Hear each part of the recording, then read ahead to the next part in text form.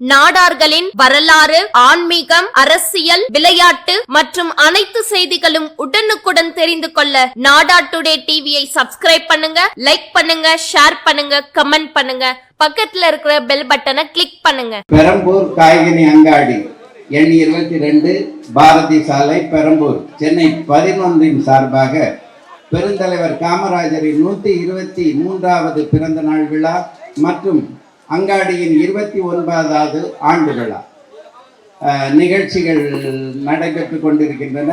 முதல் நிகழ்வு தமிழ் தாய் வாழ்த்து முடிந்தது. அடுத்த நிகழ்வு பேச்சு போட்டி. இதுல 2 விதமான பேச்சு போட்டி நடக்குது. 11 மற்றும் 12ஆம் வகுப்புக்கானது.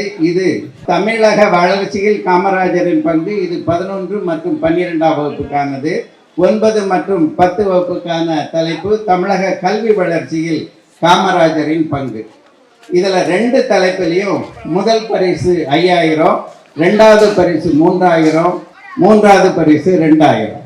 நீங்க என்னது கருத்து முக்கியமா இருக்கணும். உங்களுடைய என்னது அந்த எக்ஸ்பிரஷன் சொல்லுவாங்க, அது முக்கியமானது. ஆமா, மொழி நடை ரொம்ப முக்கியமானது.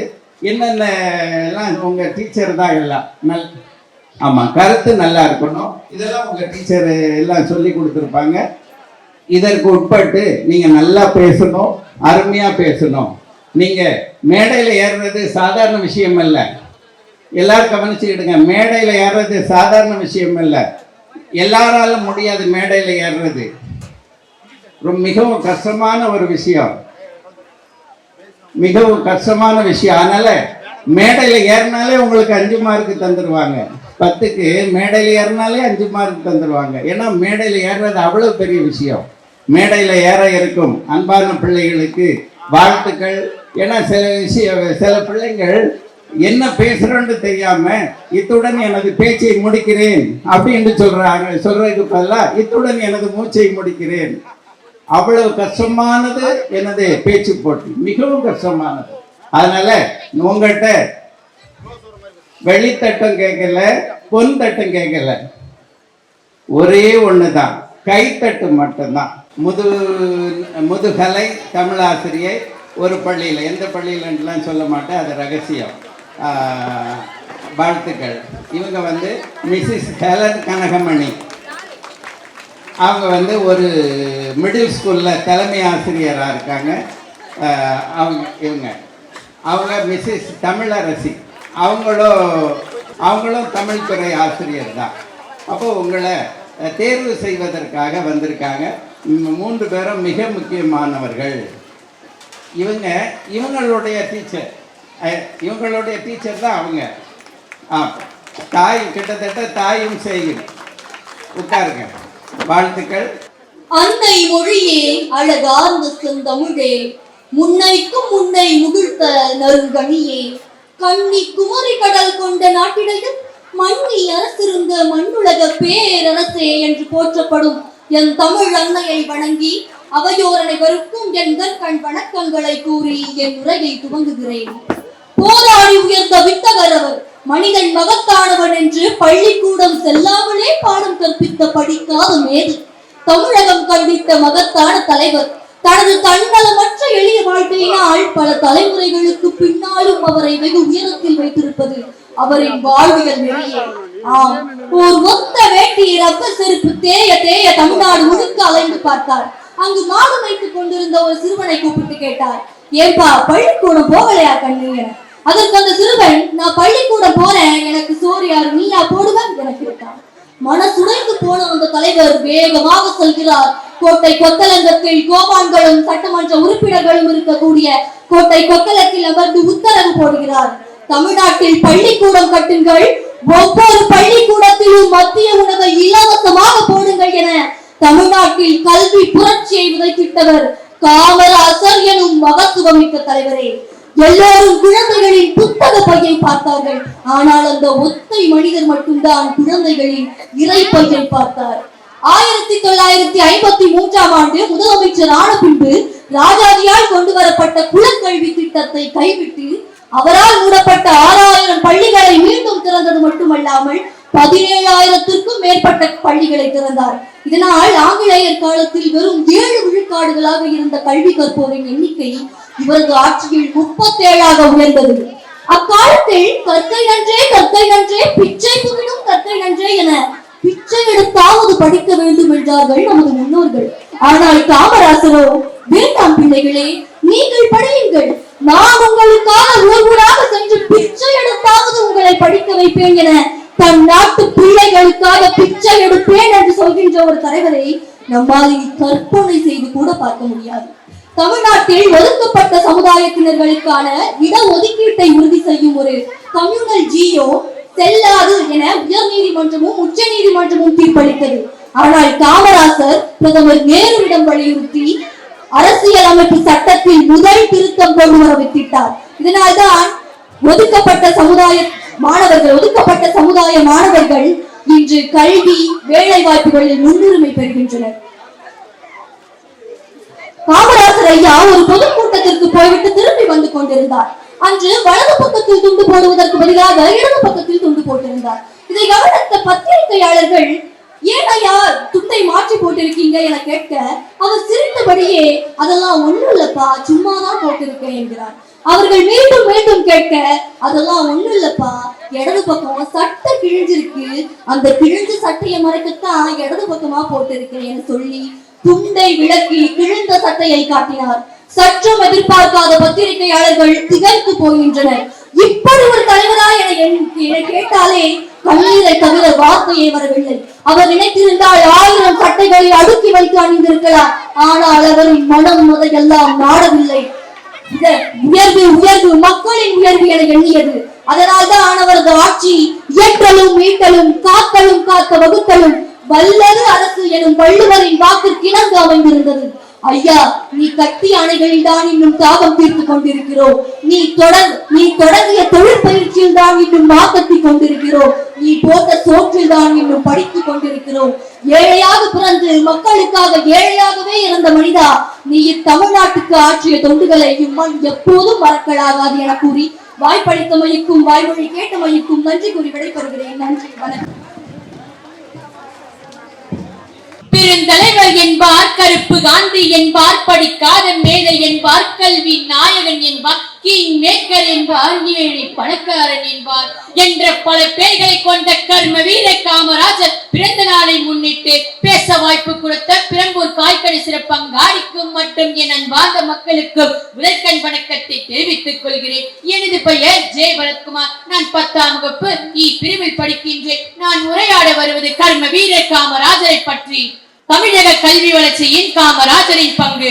பாரதத்தின் விடுதலைக்காக பாடுபட்டவர், தலை நிமிர்ந்த தமிழகத்தை காண விரும்பி அயராது உழைத்த தன்னலமற்ற தலைவர் கர்ம வீர காமராஜர் ஆவார். காமராஜர் அவர்கள் 1903ஆம் ஆண்டு ஜூலை மாதம் 15ஆம் தேதி விருதுநகரில் பிறந்தார். இவருடைய தந்தையின் பெயர் குமாரசுவாமி, தாயார் சிவகாமி அம்மையார். விடுதலை வீர திரு சத்தியமூர்த்தியின் வாரிசாக விளங்கியவர் காமராஜர்.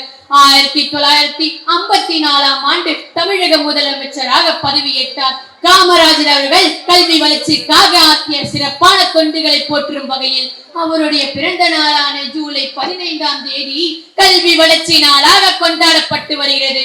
காமராஜர் அவர்கள் முதலமைச்சராக பதவியேற்ற போது தமிழ்நாட்டின் கல்வி நிலை மிகவும் பின்தங்கி இருந்தது. கிராமப்புறங்களில் பள்ளிகள் இல்லாத நிலை, ஏழை குழந்தைகள் பள்ளிக்கு செல்வது எட்டா கனியாக இருந்தது. ஏழில் விழிச்செல்வம் கல்வி ஒருவருக்கு மாறல்ல மற்ற எவை என்ற வள்ளுவரின் வரிகளுக்கு ஏற்ப தன்னுடைய முதல் பணியாக கருத மூடப்பட்ட 6000 பள்ளிகளை திறந்தார். மேலும் 12000 பள்ளிகளை திறந்து கல்வி நாயகனாக திகழ்ந்தார் எம் கர்ம வீர காமராஜர். இதனால் தான் அனைத்து ஏழை குழந்தைகளுக்கும் தொடக்க கல்வி இலவசமாகப்பட்டது. பள்ளிகள் இல்லா ஊர்களில் பள்ளியை திறந்த பகுத்தறிவு பகலவனே, நீ படிக்கவில்லையே தவிர இந்த தேசத்தையே படிக்க வைத்த படிக்காத மேதை. 1 மைல் தூரத்தில் ஒரு ஆரம்ப பள்ளி, 3 மைல் தூரத்தில் ஒரு நடுநிலை பள்ளி, 5 மைல் தூரத்தில் ஒரு உயர்நிலை பள்ளி என்ற அரசின் கொள்கையாக கொண்டு தமிழ்நாட்டின் மூளை முடுக்கெல்லாம் கல்வி வெளிச்சத்தை பாய்ச்சினார். சாதிகள் இல்லையடி பாப்பா என்ற பாரதியின் வரிகளுக்கு ஏற்ப ஏழை பணக்காரன் என்று வேறுபாடு இருப்பது கூடாது என்பதற்காக பள்ளியில் சீருடையை கட்டாயமாக்கினார். ஏழை குழந்தைகள் கல்வி பெறுவதற்கு பிச்சை எடுத்த பிதாமகன் அல்லவா நீ கல்வியை மட்டுமாய் கொடுத்தாய்? இல்லை இல்லை, நாட்டின் முதுகெலும்பான விவசாயத்தையும் வளர்த்தாய். எந்த சொத்து இல்லாவிட்டாலும் கல்வி ஒன்றே சொத்து. கல்வி என்னும் அறிவை நாம் பெற்றுவிட்டாலே நாட்டின் வறுமை ஒழிந்துவிடும் என நினைத்தார் கர்ம வீரர் காமராஜர். ஒரு முறை மாடு வைத்துக் கொண்டிருந்த சிறுவனை பார்த்து, நீ பள்ளிக்கு போகவில்லையா என்று காமராஜர் கேட்டார். அதற்கு அந்த சிறுவன், உணவு தருவீர்களா என்று கேள்வியை கேட்டதனால் கொண்டு வந்த திட்டம் தான் இலவச மத்திய உணவு திட்டம். மாடு பிடித்த கையை கல்வ கட்ட வைத்த பெருமை எம் காமராஜரை சேரும். இந்திய அரசியல் தலை சிறந்த பணியாக கருதப்பட்ட இலவச மதிய உணவு திட்டம் தமிழெங்கும் உலகெங்கும் பாராட்டை பெற்றது. இது வெறும் உணவு திட்டம் அல்ல, ஒரு சமூகத்தின் புரட்சி தொடக்கமாகும். கட்டாய கல்வி, இலவச கல்வி, இலவச மத்திய உணவு திட்டம் என பல திட்டங்களை உருவாக்கி ஏழை எளிய மக்களின் கல்வியின் முன்னேற்றத்தை ஏற்படுத்தினார். இதனாலேயே காமராஜரின் ஆட்சி காலம் தமிழகத்தின் பொற்காலமாக அமைந்துள்ளது என்பதை இம்மேடையில் நான் ஆணித்தரமாக கூறுகிறேன். லால் பகதூர் சாஸ்திரி இந்திரா காந்தி அவர்கள் பிரதமராய் அரியானை ஏற்றி தான் ஒரு கிங் மேக்கரை நிரூபித்தார்.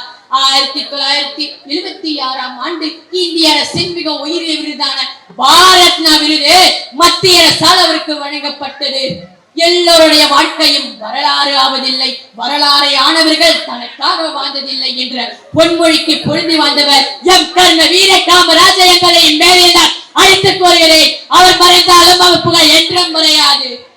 இந்த கல்வி வளர்ச்சி நாளில் பெருந்தலைவர் காமராஜரின் அவர்களின் தியாகத்தையும் தொலைநோக்கு பார்வையும் மனதில் ஏந்துவோம். கர்ம வீரர் கருப்பு காந்தி படிக்காத மேதை பெருந்தலைவர் தென்னாட்டு காந்தி கல்வி கத்திறந்த கர்ம வீரர் காமராஜரை காலம் முடித்து போற்றுவோம், அவரின் வழி நடப்போம். இத்துடன் என் உரையை முடித்துக் கொள்கிறேன். நன்றி, வணக்கம்.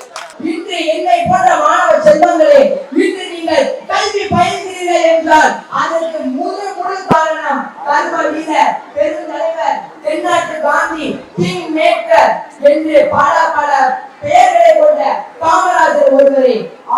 அவர் 1003ஆம் ஆண்டு ஜூலை 15ஆம் தேதி விருதுநகரில் குமாரசாமி மற்றும் சிவகாமி அம்மையார் அவர்களுக்கு மகனாக பிறந்தார்.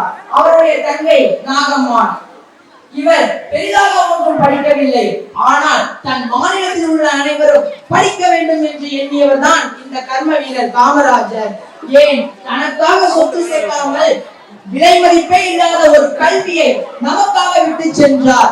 தான் கல்வி பயிலவில்லை என்றாலும் என்னுடைய மக்கள் கல்வி பயில வேண்டும், அடுத்த நிலைக்கு செல்ல வேண்டும் என எண்ணியவர்தான் காமராஜர். இவருடைய தொடக்க கால பள்ளி சத்திரிய வித்யாசாலா பள்ளி. அங்கு இவர் பயிலும் பொழுது அந்த பள்ளிக்கு கைப்பிடி அரிசி பள்ளி என்று மற்றொரு பெயர் உண்டு. காரணம், அங்கு வரும் சில குடும்பத்தார்கள் தங்களால் முயன்ற ஒரு கைப்பிடி அரிசியை அந்த பள்ளிக்கு கொடுப்பார்களாம். இதுவும் அவர் மதிய உணவு தொடங்குவதற்கு ஒரு காரணமாக அமையும் என்றாலும் அவரின் மனதை நெகிழ வைத்த ஒரு நிகழ்வு அவர் மத்திய உணவு திட்டத்தை தொடங்க வைத்தது. தமிழக வளர்ச்சிக்காக அவர் என்ன செய்யவில்லை, அதை நாம் இன்றுக்குள் நம்மால் சொல்ல முடியுமா? எத்தனை திட்டங்கள், அதில் முழுக்க எத்தனை தமிழக வளர்ச்சி திட்டங்கள் இருந்தாலும் முதலாக அவர் தொடங்கியது கல்விக்காக மட்டுமே, வேறு எதற்காகவும் இல்லை. ஒரு முறை அவர் ஒரு வெளியூருக்கு சென்றிருந்த போது ஒரு சிறுவன் மாடு மேய்க்கிறான். அவரை போய் பார்க்கிறார். அந்த சிறுவனோ, எனக்கு பள்ளியில் சோறு போடாததால் நான் பள்ளிக்கு போகவில்லை என்று கூறுகிறார். அடுத்த நொடி சிறிது நேரம் கூட தாமதிக்காமல் தான் சொல்கிறனோ இல்லையோ அதனை நடத்தி காட்டுவேன் என்பதற்காக மத்திய உணவு திட்டத்தை ஏற்படுத்துகிறார். ஏழைக்கு ஒரு சீருடை, பணக்காரனுக்கு ஒரு சீருடை, அனைவரும் சமமே என்று ஒரு நிலையை கொண்டு வந்து அனைவருக்கும் இலவச மத்திய உணவு திட்டம், கல்வி மாநாடு, பள்ளி படிக்கும் மாணவர்கள் மட்டுமல்லாமல் ஆசிரியர்களுக்காகவும் பல பணிகள், எத்தனை தொழிற்சாலைகள், கட்ட முடியாத இடத்தில் அணைக்கட்டுகள். அப்பப்பா, சொல்லவா வேண்டும் அவர் செய்ததை என்று நாம் விரல் விட்டு கூட எண்ண முடியாத அளவுக்கு அவர் செய்திருந்தார். அதனால்தான் அவரை கர்ம வீரர் என்று கூறுகிறோம், பெருந்தலைவர் என்று கூறுகிறோம். ஒரு முறை காமராஜர் அவர்கள் நாடாளுமன்ற உறுப்பினராக இருந்த போது டெல்லி சென்றார். அப்பொழுது அங்கு இருந்த சில மந்திரிகள் காமராஜரை கண்டு, இந்தியாவில் வேலையில்லா திண்டாட்டத்தை குறைப்பதற்கு ஒரு வழி கூறுங்கள் என்று கூறினார். அதற்கு காமராஜர் சிறிது நேரம் யோசித்தார். இதனை கண்ட மற்ற மந்திரிகள் தென்னிந்தியாவில் வந்த தமிழகத்திலிருந்து வந்த இவர் என்ன கூறிவிடப் போகிறார் என்றுதான் நினைத்தனர்.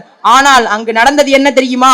அவர் அடுத்த நொடி கூறியது, காஷ்மீரில் இருந்து தூத்துக்குடி வரை ஒரு நெடுஞ்சாலையை போடுங்கள், அதனால் பொருள் ஏற்றுமதி விரைவாக நடக்கும், நிறைய பேருக்கு வேலை வாய்ப்பு உண்டாகும் என்று கூறினார்.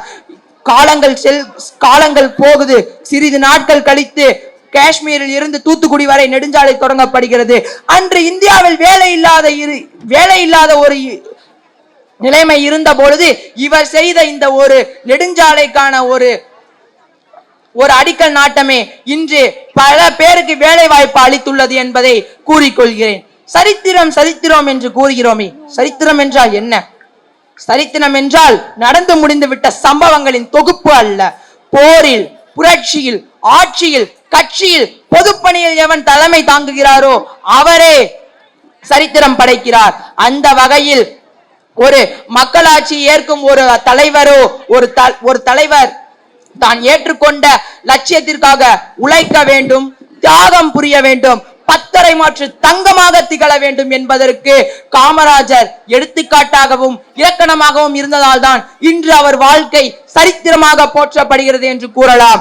இப்படி தனக்காக சொத்து சேர்க்காமல் தன் மக்களுக்கு மகத்தான கல்வி என்ற ஒன்றை அளித்துவிட்டு தமிழக வளர்ச்சிக்கு பாடுபட்டு 1975 ஆண்டு அக்டோபர் 2ஆம் நாள் இம்மண்ணுலகம் விட்டு விண்ணுலகம் சென்றார். தான் ஆட்சி செய்த 1954ஆம் ஆண்டு முதல் 1963ஆம் ஆண்டு வரை தனக்காக எதுவும் செய்யாமல் சுயநலம் தவிர்த்து பொதுநலம் கொண்டு மக்களுக்காக உழைத்த இந்த மகானை இந்திய வரலாறு மட்டுமல்ல உலக வரலாறு சந்திக்குமோ என்பது சந்தேகமே என்று கூறி என் உரையை முடித்துக் கொண்டு வாய்ப்பளித்ததற்கு நன்றி கூறி விடைபெறுகிறேன். நன்றி, வணக்கம். இந்த வீடியோ உங்களுக்கு பிடிச்சிருந்தா லைக் பண்ணுங்க, ஷேர் பண்ணுங்க, சப்ஸ்கிரைப் பண்ணுங்க, பக்கத்துல இருக்கிற பெல் பட்டனை கிளிக் பண்ணுங்க.